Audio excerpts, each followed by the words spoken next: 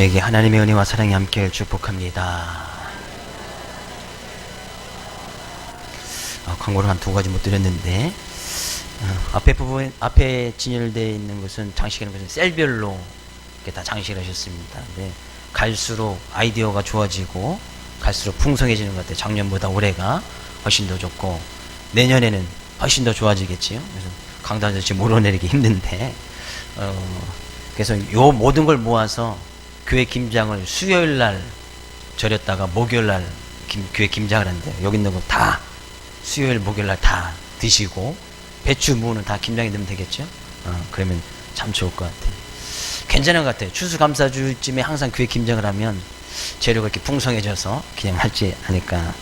그래서 혹시 시간 되시는 분들은 이렇게 수요일 목요일 이렇게 권사님들에게 연락하셔서 같이 동참했기를 원합니다. 재밌는 이야기입니다. 웃으면 인생 역전, 안 웃으면 인생은 여전. 어느 부자가 시장에 갔습니다. 네, 이 시장에 갔는데 막 노래를 부르면 이 춤을 추는 원숭이가 있는 거예요. 그래서 이 부자가 그 원숭이를 사왔어요. 그 원숭이를 사와서 집에 와서 막 노래를 불러줬어요. 아시죠? 원숭이 연덩이는 빨개, 빨감은 사과, 막 이렇게 노래를 불러주는 거예요. 근데 원숭이가 춤을 추지 않는 거예요. 그래서 다시 또 불러줬어요. 원숭이 연덩이는 빨개. 그건 오히려 그런 노래 부를수록 이 원숭이가 가만히 경직돼서 가만히 있는 거예요. 그래서 이 주인이 화가 났어요. 야, 네가 노래하며 춤을 춘다고 해서 내 시장에서 왜 노래를 부르는데 춤을 추지 않아? 막 이제 화가 나서 이야기했어요. 그러니까 이 원숭이가 이야기합니다. 주인님은 애국가를 부르는데 춤을 춥니까? 그랬다는 거예요. 원숭이 애국가였나 봐요. 웃으셔야 인생 역전이 된대. 한참 오래전에 미국의 큰 인재 사건이 하나 있었어요. 미국의 이제 존스타운이라는 곳에서 이제 이 물 수위와 이제 수압을 조사하고 댐을 조사하는 팀이 이제 전국적으로 다니면서 이제 댐을 조사를 하고 그 물 수위 양 이제 수압을 조사하러 다니는 거예요. 근데 어느 댐을 조사했는데 이 댐은 이제 너무나 오래돼서 이 물의 수압 압력을 견디기 힘들다는 그런 판단을 내리게 되어집니다. 근데 그 댐 밑에는 2,000명 이상이나 되는 마을 사람들이 살고 있었어요. 그래서 조사를 하고 나서 이 마을에 찾아가서 이제 경고를 합니다. 이 댐이 이제 너무나 오래돼서 어떤 사고가 위험이 있을 수 있으니까 이제 이주를 준비하시거나 이사를 가시라 이렇게 경고를 했어요. 근데 그 이야기를 듣고 이제 마을 사람들도 움직이지 않는 거예요. 우리가 뭐 수십 년 동안 이렇게 살고 있었는데 아무런 사고가 없었다. 그래서 이제 정부 차원에서 이제 다시 그의 가을에 이제 그 댐 조사를 이제 면밀히 조사를 다시 이제 합니다. 면밀히 조사를 하다 보니까 이제 다시 판단이 난 것이 이것이 이제 몇 년 이제 버티지 못하겠다. 이러다가 이제 더 큰 위험이 있을 수 있는 그런 판단을 내리게 되어지고 이제 정부 차원에서 이 댐 밑에 살고 있는 사람들에게 다시 경고를 하는 거예요. 이주를 하시든지 빨리 이사를 계획을 하라. 이렇게 경고를 하게 되어집니다. 그러나 사람들이 여전히 그 말을 듣지 않습니다. 그리고 그의 다음 해 봄에 다시 한번 3차 면밀 조사를 합니다. 면밀 조사를 다시 하게 되어지는데 이제는 이 댐을 이제 부수든지 아니면 이 댐에서 이제 이 댐이 이제 더 이상 사용하기 힘들다는 그런 결론을 내리게 되어집니다. 그리고 다시 그 댐 마을에 살고 있는 모든 사람들을 다 물론 모아놓고 다시 경고를 합니다. 이건 국가적인 차원에서 경고를 하는 거죠. 이 댐이 이제 더 이상 수명이 다해서 살 수가 없고 어떤 위험이 있을지 모르니까 다 이제 강제 이민을 이제 하려고 이제 경고를 내렸어요. 그러니까 오히려 마을 사람들이 더 화를 내는 거예요. 무슨 소리냐? 우리가 뭐 이제까지 뭐 비가 오든 뭐 하든 아무런 피해 없이 댐 때문에 우리가 먹고 살고 농사 짓고 잘하는데 우리는 이 마을을 떠날 수 없다. 라고 오히려 마을 사람들이 버티는 거예요. 근데 그 조사하고 난 15일 후에 아주 많은 비가 내리게 되었어요. 많은 비가 내려지면서 수위가 점점 높아지고 또 수압이 점점 세지면서 이 댐이 그 수압을 이제 견디지 못하는 거예요. 그래서 그 댐이 무너지고 맙니다. 그 댐이 무너지고 말아서 그 마을이 댐 밑에 있던 이 2,000명이 넘는 마을 사람들이 한꺼번에 다 죽임을 당하는 그런 사건이 있었다고 해요. 그래서 이제 분명히 인재지, 분명히 경고했음에도 불구하고 그들이 그 마을을 떠나지 아니해서 그런 일을 당했던 것을 보게 되어집니다. 어떻게 보면 우리는 하나님의 말씀을 듣고 그 말씀의 경고하심을 받아 예수님을 믿게 되어지고 그 예수님 믿음으로 말미암아 우리에게 놀라운 구원이 허락되어짐을 믿습니다. 그래서 우리는 그 구원 때문에 어쩌면 이 구원 때문에 이 죽을 수밖에 없는 우리들이지만 그 가운데서 건짐을 받았다는 얘기. 이것이 구원이거든요. 가만히 그 말을 들었음에도 불구하고 가만히 있으면 그냥 뗏 밑에 사는 사람들과 마찬가지예요. 근데 어느 날 하나님의 심판이 임하게 되어지면 그냥 그 심판에 죽임을 당하게 되어지는 것이죠. 우리는 그래서 우리에게 놀라운 구원을 허락해 주시는 그 하나님께서 계시고 그 하나님 지금도 살아계시고 역사하고 계시고 그 하나님은 우리의 예배를 받으시기를 원하신다는 사실입니다. 그래서 이 시간 드려지는 우리의 예배가 하나님께서 기뻐하실 만한 귀한 예배고 또한 복된 예배가 될 수 있기를 주의 이름으로 축복을 드립니다. 오늘 이사야서 12장 말씀은 이스라엘 민족의 회복에 관한 말씀이에요. 이스라엘 백성은 어떤 사람들이에요? 하나님부터 놀라운 구원의 역사함을, 그죠? 구원하심을 체험받은 백성들이 이스라엘 백성들 아니에요. 구원받은 자들, 곧 우리와 같은 사람들이었다는 얘기예요. 하나님의 구원의 역사를 받은 사람이었단 말이죠. 근데 이스라엘 백성들이 그런 구원의 큰 놀라운 역사를 체험하고 나서도 여전히 때로는 하나님을 멀리하고 하나님 앞에 죄를 짓게 되어집니다. 그래서 하나님께서 그들을 때로는 막 고통을 주고 어려움을 주고 때로는 지금 이사야 같은 데는 이제 나라가 곧 멸망당해서 너희들이 나라를 잇는 슬픔과 또 그것에서 포로 생활에 이어지게 될 것이다. 막 경고함에 있는 메시지가 바로 이사야거든요. 이사야 선지자 말씀이에요. 근데 그렇게 하나님께서 진노하시고 그들이 이 포로 생활 가운데 나라를 잇는 그런 가운데 있었지만 다시 하나님께서 그들을 거기서 건져내실 것이다 라는 그런 말씀이거든요. 1절 말씀에서 그런 이야기를 하고 있는 거예요.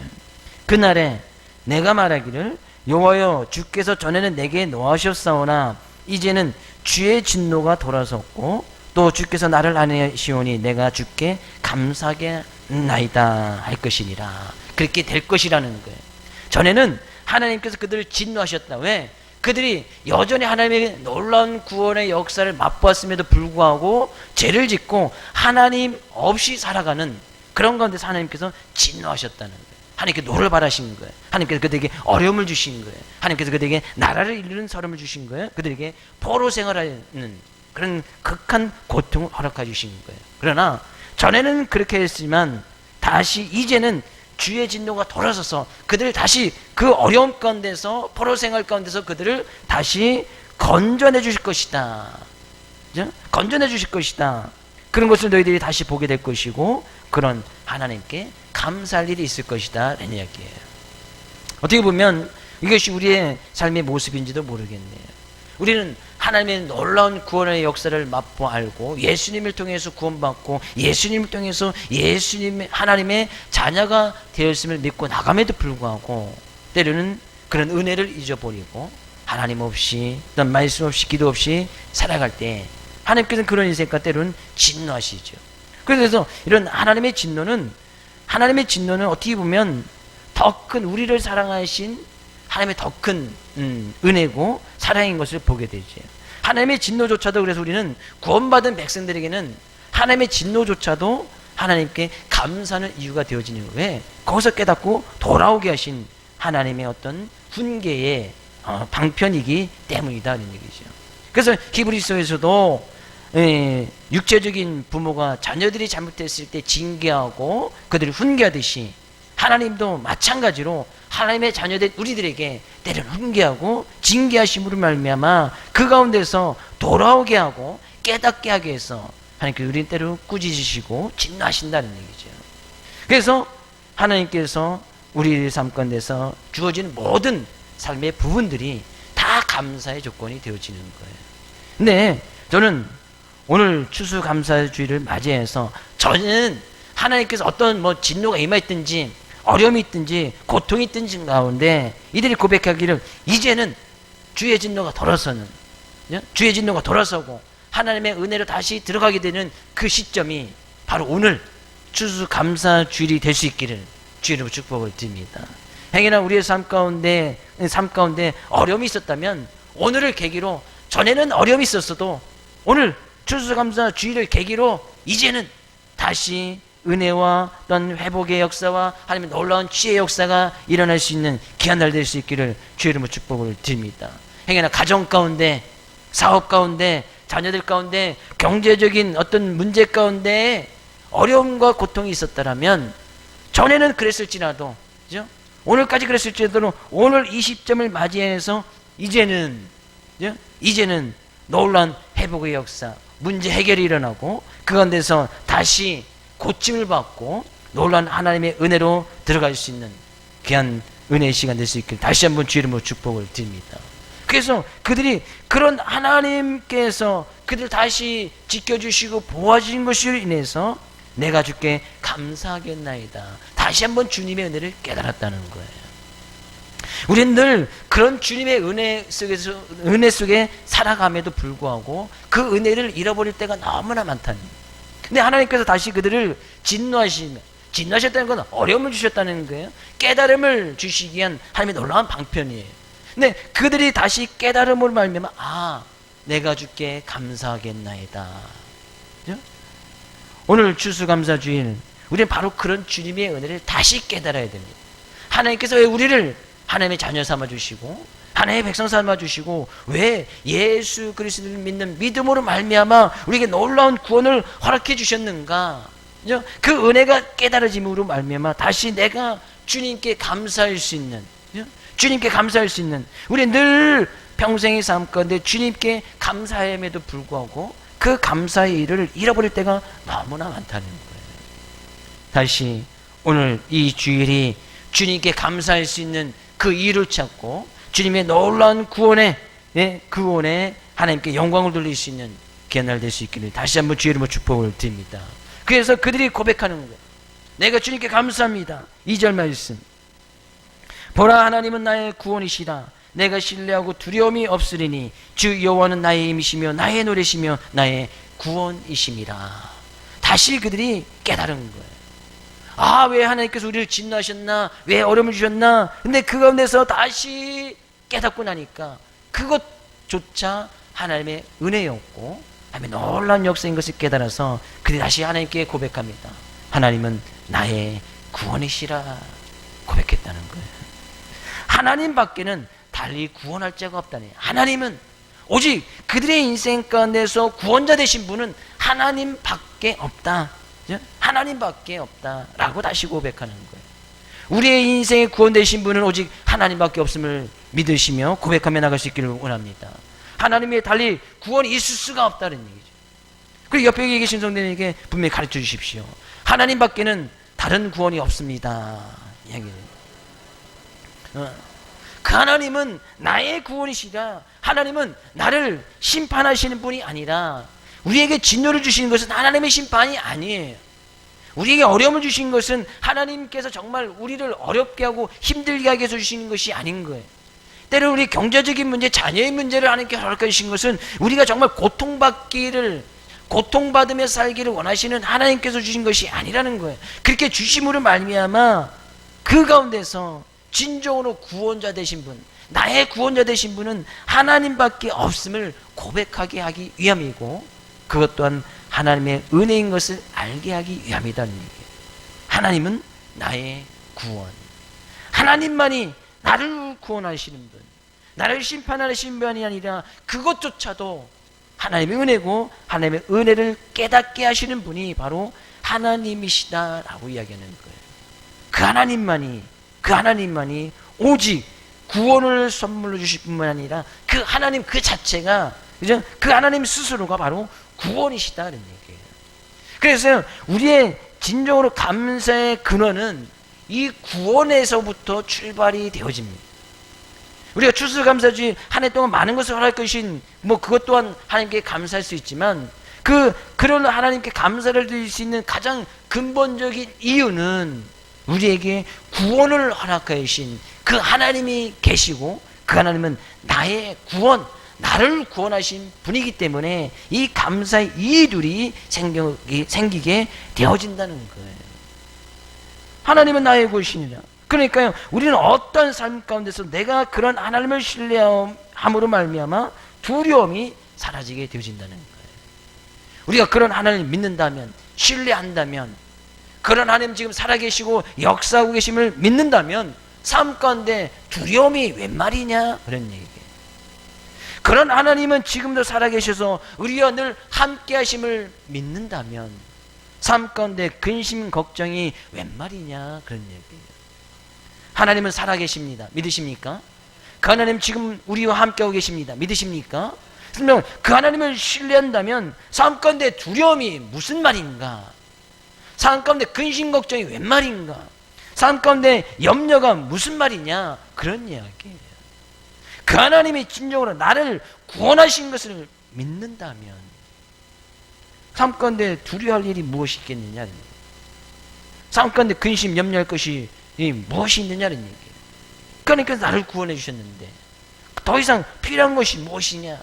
하나님께서는 우리의 필요를 무엇보다 더 잘 알고 계셔서 우리를 위해서 미리 준비하시고 더 좋은 것을 예배해 주신 하나님이 계신데 무엇 때문에 근심, 염려, 두려움에 있느냐, 그런 얘기죠. 그 두려움은, 그 근심, 염려는 하나님께 감사할 수 없는, 감사할 이유를 제거해버리는, 감사할 수 없도록 만들어버리는 것이 바로 그 근심, 두려움, 염려다, 그런 얘기죠. 두려움, 염려가 있고 근심 있는 사람이 어떻게 하나님께 감사할 수 있겠습니까? 지금 삶 가운데 당하는 문제로 인해서 두려움 가운데 접해 있는데 그 두려움 가운데서 어떻게 하나님께 감사할 수 있겠느냐. 지금 당장 먹을 것을 인해서 염려하고 있는데 그거는 감사할 수 있겠어요? 감사할 이유가 만들지 못하는 것이 바로 두려움이더라는 얘기예요. 두려움.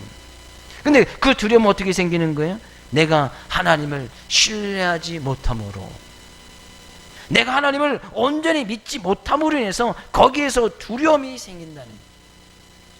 그 하나님께서 우리의 삶을 모든 것을 주관하시고 우리의 머리털까지 새 신발을 알고 계시고 우리에게 항상 더 좋은 것으로 입히시고 먹이실 것을 알고 그 하나님을 믿는다면 우리는 그 하나님께서 우리를 구원하실 줄 믿고 나의 삶 가운데 당하는 어떤 상황의 여건 가운데서도 우리를 거기서 건져주실 것을 믿고 그 하나님을 신뢰하면서 나가게 돼야 한다는 것이죠. 그것이 하나님은 나의 구원이시라라는 진정한 믿음의 고백이에요. 그러면서 고백하는 것이 뭐예요? 주 여호와는 나의 힘이시며 나의 노래시며 나의 구원이심이라. 그 하나님만이 나의 힘이시고 내가 노래해야 할 이유가 되시며 그 하나님만이 나의 진정한 구원이시구나. 그 두려움이 없는 사람들은 그렇게 고백할 수밖에 없다는 거예요. 많은 믿음의 사람들은 사자굴에 들어가서도 풀무풀 속에 들어가서도 동굴 속에서도 유리당하는 그런 삶의 속에서도 늘 하나님을 찬양하고 하나님을 노래하고 그 하나님께 감사했습니다. 그럴 땐 이유가 뭐예요? 사자굴에 들어가도 풀무풀 속에 들어가도 하나님께 감사할 수 있었던 이유가 뭐예요? 누가 풀무 속에 들어가는데 두려움이 없는 사람이 어디 있겠어요?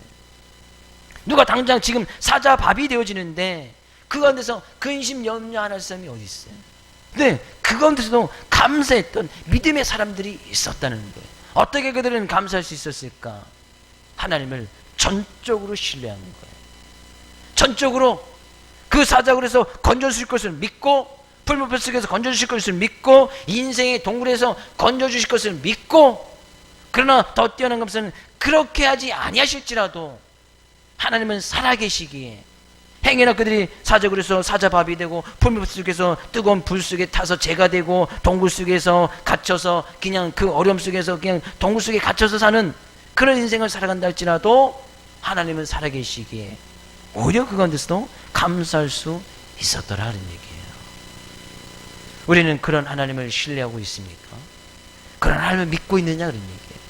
하나님은 지금 우리의 삶 모든 부분 가운데서 함께 하심을 지금 믿고 그 하나님을 전적으로 신뢰하고 있느냐는 얘기예요. 그러면 지금 우리가 당하는 어려움이 웬 말인가? 두려움이 무슨 말인가? 근심, 걱정이 무슨 이유인가? 우리는 잘 생각해 볼 필요가 있다는 얘기죠. 하나님은 나의 힘이시고 그 나의 노래시며 나의 구원이심이라. 그런 하나님께서는 그런 하나님을 전적으로 신뢰하고 나갈 때 우리에게 힘을 주시고 노래할 수 있는 이유를 만들어 주실 것이고 우리를 그 가운데서 건져 주실 구원자 되심을 밝히 보여주게 될 것이라는 얘기예요. 이런 힘을 우리는 예배를 통해서 얻어서 나가야 된다는 거예요. 교회는 에클레시아라고 해서 믿는 성도들의 모임을 이야기합니다. 지금 우리가 하나님 믿는 우리가 모이는 이곳이 바로 교회가 되어지는 거예요. 교회는 건물 자체는 예배당이라고 하겠지만 그 예배당에 지금 우리가 그 하나님을 예배하기 위해서 모여 있다. 그 모임 자체가 바로 교회예요. 근데 하나님께서 성경 말씀 보면 그 교회를 통해서 모이기를 힘써 나가는 그 교회를 통해서 하나님께서는 힘을 주시고 능력을 주시고 또한 구원의 놀라운 역사를 보여주시겠다 말씀하고 있어요. 그래서 그 교회가 형성되어져 나가고 있는 사도행전에서는 그런 놀라운 일들이 많이 일어나는 것을 보게 되어집니다. 그들이 모여서 기도하고 그들이 모여서 찬양하고 그들이 모여서 예배할 때 그것이 곧 교회지요. 그죠? 그들이 교회에 나온 모습으로 교회가 모여서 드려지는 그런 예배를 통해서 하나님께서 힘을 주시고 어려움을 이겨낼 수 있는 능력을 주시고 지혜를 주시고 거기서 힘을 받아서 세상에 나가서도 또 밝히 그 힘의 근원 되신 예수 그리스도를 밝히 보여 증거하게 되어지더라는 얘기예요. 그래서요, 교회는 우리가 모일 때는 모여서 이 교회 안에서 그런 영적인 힘을 받고 세상에서 그 힘을 써야 된다는 얘기죠. 그래서 우리는 교회 모일 때마다 우리의 영적인 힘을 충전하는 것이 바로 교회다는 얘기죠. 교회 오면 그런 힘이 충전될 수 있기를 주님 축복을 드립니다. 네? 교회만 가면 힘이 빠져.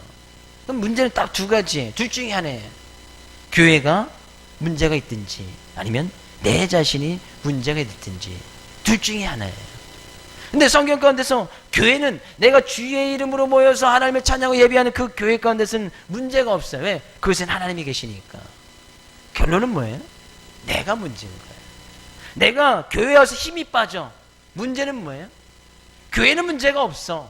그렇다고 우리 교회가 문제가 없다는 것이 교회 그 자체는 하나님이 함께 하시고 거룩하신 하나님께서 우리의 삶과 늘 함께 하셔서 그 예배를 받으시기 원하님께서 지금도 우리의 영광된 모습으로 함께하기 때문에 교회 자체는 문제가 없단 말이에요. 문제는 내가 문제인 거예요. 내 자신이. 왜 교회 와서 예배를 드리고 영적 힘을 받아야 되면서 그 하나님을 노래하고 그 하나님이 나의 구원이시다, 그 하나님을 찬양해야 될 우리들이 왜 힘이 빠지고 노래할 이유도 없어지고 하나님께 영광을 돌리지 못하고 그 하나님 나의 힘이시고 나의 구원이시라 라고 고백을 하지 못하는가? 결국에는 내 자신의 문제가 있다는 얘기예요. 오늘 이 시간 행여나 예배 드리는데 힘이 빠지시는 분 계십니까? 예배 드리는데 좀 기분이 더 우울해지신 분 계십니까? 문제는 누구한테 있어요? 문제는 교회 자체는 문제가 없다니까요. 문제는 내 자신이 문제야. 오늘 그것이 변하여 전에는 행여나 그랬다 할지라도 이제는 그것이 변하여 하나님은 나의 힘이시고 노래시고 구원이시고 나의 반석이시며 나의 모든 것이 될 수 있다고 고백하며 나갈 수 있는 귀한 시간 될 수 있기를 주의 이름으로 축복을 드립니다. 그래서 교회에서 힘을 얻어서 세상에서 가정에서 삶의 터전에서 내가 일하는 곳에서 그 힘을 쓰고 나눠주고 그래서 다시 교회에 와서 또 힘을 받고 그래서요 우리가 받는 영적인 힘은 우리가 드리는 예배에 정비례 합니다. 우리가 얼마만큼 많이 모여서 예배를 드리고 하나 앞에 서 있느냐 그것이 교회니까 그죠? 일주일에 우리가 교회를 몇 번이나 형성하느냐 그거에 따라서 내가 받는 힘도 비례한다는 거예요. 그러면 더 많이 모여서 예배드리고 더 많이 모여서 교회를 이룰 때에 거기서 거기서 받는 힘은 더욱더 많아지니까 그죠? 우리 그것에 비례하면서 나간다는 거죠. 우리 교회가 모임이 얼마나 많이 있어요. 주일날도 2번 모이고 수요일도 모이고 금요일도 모이고 셀 모임도 모이고 셀도 하나의 교회지요. 왜? 믿는 무리들이 믿는 성도들이 같이 모임을 하는 것이니까 거기서 바로 교회란 말이죠. 그래 그런 것에서 힘을 얻어서 우리의 삶의 터전에서, 우리가 서 있는 곳에서, 가정에서, 내 일터에서, 내 직장에서 그 힘을 써야지요. 근데 교회에서도 힘 빠지고, 셀모에서도 힘 빠지고, 예배될 때 힘 다 빼고, 그 세상에 나가서 쓸 힘이 없는 거예요. 그러니까 세상에 이리저리 다 끌려다니는 거예요. 세상에서 이리 오라 하면 이리 가고, 저리 가라 하면 저리 가고, 거기 분명히 제약된 곳임에도 있음에도 불구하고 힘이 없으니까, 그것을 이겨낼 힘이 없으니까 질질 끌려다니기만 하는 거예요. 이들이 고백하기를 전에는 그랬을지라도 이제는 힘을 받아서, 영적 힘을 충전해서 세상에서, 가정에서, 삶의 터전에서 늘 승리하며 나갈 수 있기를 주의 이름으로 축복을 드립니다. 옆에 계신 성도님에게 오늘 예배를 통해서 영적 힘을 충전합시다. 그래요. 전에는 그랬을지라도. 그래서 우리는 앞으로 갈수록 점점 더 힘이 세지고 영적인 힘이 계속해서 더욱더 충전이 되어져야 된다는 거예요. 전에는 그랬어도 이제는 그래야지요. 처음 출발은 너무 좋았는데 끝이 힘이 없게 끝난 그런 인생을 산 사람이 한 명 있었어요. 솔로몬. 출발은 너무나 좋았지요. 하나님께 1000번째 드리고, 그래서 지혜의 왕, 그래서 모든 주변의 나라들이 그 지혜의 말 한마디 들으려고 주변 인근에 있는 많은 왕들이, 이 여왕들이 와서 솔로몬 앞에 와서 지혜 한 말씀 해주십시오. 막 와서 지혜를 얻어갔어요. 그러다 보니까 나중에 어떻게 돼요? 지혜를 너무 많이 주고 힘을 쏟아붓는데 거기에 대해서 잘못된 우상들을 이 솔로몬이 너무나 많이 받아들여요.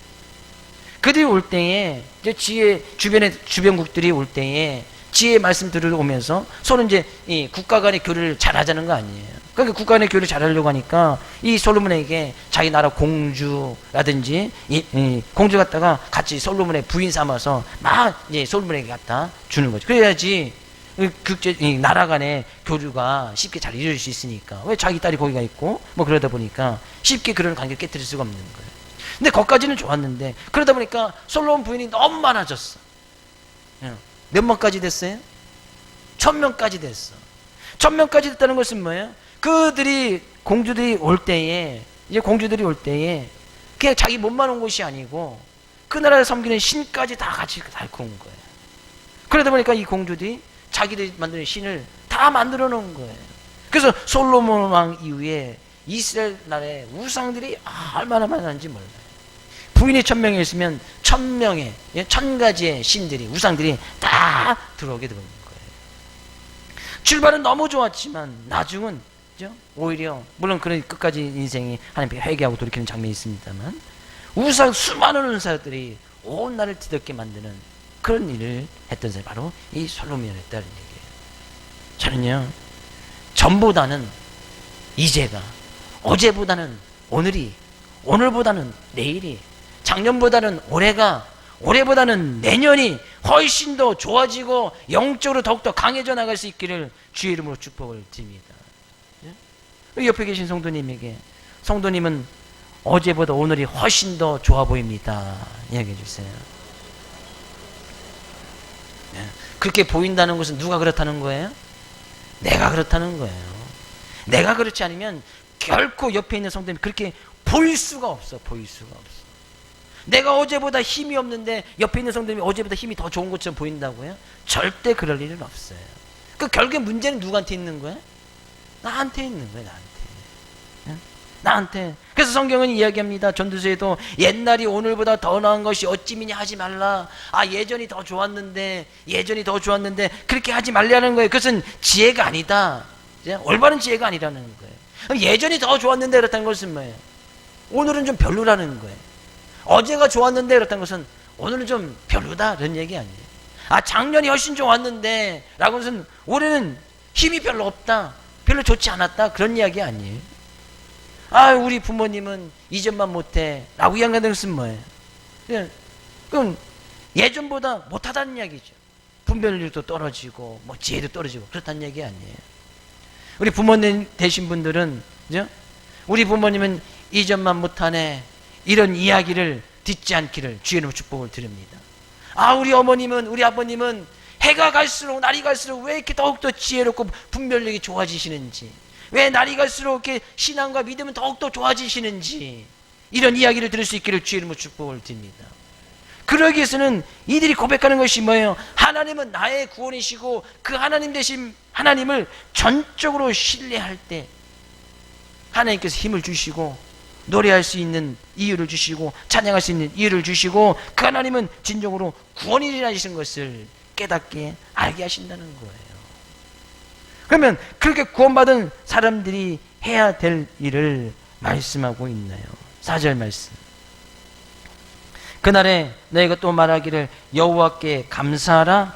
그의 이름을 부르며 그의 행하심을 만국 중에 선포하며 그의 이름이 높다 하라. 그렇게 하나님의 놀라운 구원의 역사를 맛본 사람들이 해야 될 일을 다 이야기하고 있어요. 보면은 네 가지 동사를 이야기하고 있습니다. 여호와께 감사하라. 당연히 감사해야겠지요. 하나님께 나를 전보다 이전이 더욱더 좋게 만들게 하시고 주의 진노를 거두어서 그 어려운 문제를 해결해 주셨으니 하나님께 감사할 이유가 되겠지요. 그러면 그 하나님께 감사했다. 그의 이름을 부르며 하나님의 이름을 부르며 그의 행하심을 만국 중에 선포하며 하나님께서 우리의 삶 가운데 어떻게 역사하셨는지 그 하나님을 만국 중에 선포하고 그의 이름을 높게 하라. 그 이름을 높게 하니까 그 하나님께 모든 영광을 돌리라는 거예요. 그러면 나를 구원해 주시고 어려운 문제 가운데서 해결해 주신 나의 인생의 구렁텅이에서 나를 건져주신 그 하나님께 감사하고 그 하나님을 부르고 그 하나님을 부른다는 것은 그 하나님께 예배를 드리고 그 하나님 앞에 나오고 그의 이름을 만국 중에 알게 해서 그 하나님이 나에게 어떻게 역사하셨는지 그 하나님을 이야기하고 다니고 그래서 나의 삶 가운데 먹든지 마시든지 무엇이든 하든지 그의 이름을 높이라. 그 하나님께 영광을 돌리라. 그런 이야기예요. 결국에 그렇게 해야 될 이유를 5절 말씀 이야기했네. 여호와를 찬송할 것은 극히 아름다운 일을 하셨음이니 이를 온 땅에 알게 할지어다. 하나님께서 우리에게 극히 아름다운 일, 하나님께서 우리에게 행하신 가장 좋은 일, 하나님께서 우리에게 보이신 가장 아름다운 일은 뭐예요? 우리를 거기서 건져주신 거 아니에요. 죄악 가운데서 죽을 수밖에 없는 우리의 영혼들을 하나님께서 건져주신 것이 아니에요. 그것보다 더 귀하고 소중하고 아름다운 일이 어디 있어요? 그런 일을 하나님께서 우리에게 행하셨음을 깨달았다면 뭐 어떻게 된다는 거예요? 이를 온 땅에 알게 하라. 온 땅에 알게 하라. 이것이 하나님께 드리는 최고의 감사인 것 같아요. 하나님께서 우리에게 감사를 드린다. 물론 우리의 마음도 드리고 정성도 드리고 물질도 드리고 우리의 시간과 헌신을 드려요. 물론 그것도 하나님께 감사하는 거예요. 근데 하나님께서 이스라엘 백성들을 다시 건져주셔서 그들이 하나님께 했던 최고의 감사할 행동, 감사할 이유는 그 하나님이 우리의 구원되심을 만민에게 선포하고 온 땅에 알게 하는 것. 이것이 우리가 하나님께 드리는 최고의 감사가 아닐까 생각을 해봅니다. 하나님께 감사할 이유, 그 하나님이 나의 노래시고 하나님을 찬송할 이유, 나를 구원하신 거 아니에요. 우리의 감사의 모든 시작은 여기서부터 시작이 되는 거예요. 나를 구원해 주셨다. 나를 이 죄악 가운데서 구원하셨고 죽음 가운데서 건지셔서 영원한 생명을 허락해 주셨다. 여기서부터 모든 감사가 출발이 되었죠. 그러면 그 하나님의 이름을 부르겠지요. 하나님께서 그 하나님께 나를 구원하신 그 하나님을 이름을 부르고 모일 때마다 하나님께 예배함으로 그 하나님께서 주신 또 힘을 받고 그래서 우리는 그 힘을 받아서 또 그 하나님을 만민들에게 모든 사람들에게 온 땅에 그 하나님을 알게 하고 그 아래서 우리는 무슨 일을 하든지 간에 하나님께 영광을 돌리는 그런 삶의 모습, 이것이 최고의 감사를 드리는 감사 생활하는 성도들의 모습이 아닐까 생각해 본다, 그런 이야기예요. 그래서요, 하나님 추수감사주일, 추수를 허락하여 주신 하나님께 감사를 드리는 것은 맞지만 우리는 그렇다고 해서 추수 때만 감사를 드립니까? 그러면 추수할 때에 추수한 것이 하나도 없어. 그럼 감사를 안 드리는 거예요? 그렇지는 않잖아요. 물론 우리는 이런 계기를 통하여서 하나님께 더욱더 감사의 조건을 찾아보고 1년 동안 허락해 주신 삶의 모습을 되돌아보면서 우리가 감사할 이유를 찾아보자는 그런 이유에서 우리가 추수감사주의를 드리는 것이지, 감사는 매일 매순간 하나님께 감사하면서 살아가야 한다는 사실이에요. 믿으십니까? 근데 그 감사할 이유는 뭐예요? 하나님은 나의 구원이시기 때문에 감사할 이유는 거기 있어요. 그러면 그렇게 하나님께 감사한다는 것은 내가 감사의 삶의 모습을 통해서 내가 하나님께 감사했음을 보여줘야지요. 내가 하나님께 감사하고 있다는 것을 갖다가 나의 삶의 모습을 통해서 보여줘야 된다는 거예요. 근데 그 감사의 최고의 감사는 그 하나님께서 나를 어떻게 구원하셨는지, 그 하나님은 나의 어떻게 구원이 되셨는지 그 하나님을 온 땅에 알게 하는 것, 모든 만국에 선포하여서 그 하나님이 진정한 구원 되시고 그 하나님만이 정말 우리의 삶의 주인 되심을 만민에게 알게 하는 것이 곧 감사의 생활이다, 그런 얘기예요. 그래서 저는 모든 삶의 부분 가운데서 감사할 이유를 찾아보고 그 감사의 삶의 모습을 통해서 매 순간 매일매일이 하나님 앞에 감사함으로 나갈 수 있는 우리 귀한 모든 손님 될 수 있기를 주의 이름으로 축복을 드립니다. 그래서 전에는 어땠든지 간에 하나님께서는 그것을 기억하지 않겠다, 하나님께서 그것을 기억지 않겠다는 거예요. 오늘 이 시간 하나님께 드려지는 이 예배를 통하여서 그 하나님이 어떤 분이신지 깨닫기를 원하고 그 하나님께 주시는 힘을 받아서 이제는 그 하나님께 감사하는 생활, 최고의 감사의 생활, 그 하나님을 선포하고 그 하나님을 증거하고 온 땅이 그 하나님을 알도록 하는 것, 그런 최고의 감사의 생활로 한 주간도 주님 앞에 영광을 돌리고 먹든지 마시든지 무엇을 하든지 하나님께 영광을 올려드릴 수 있는 우리 귀한 모든 성도님 될 수 있기를 다시 한번 주의 이름으로 축복을 드립니다.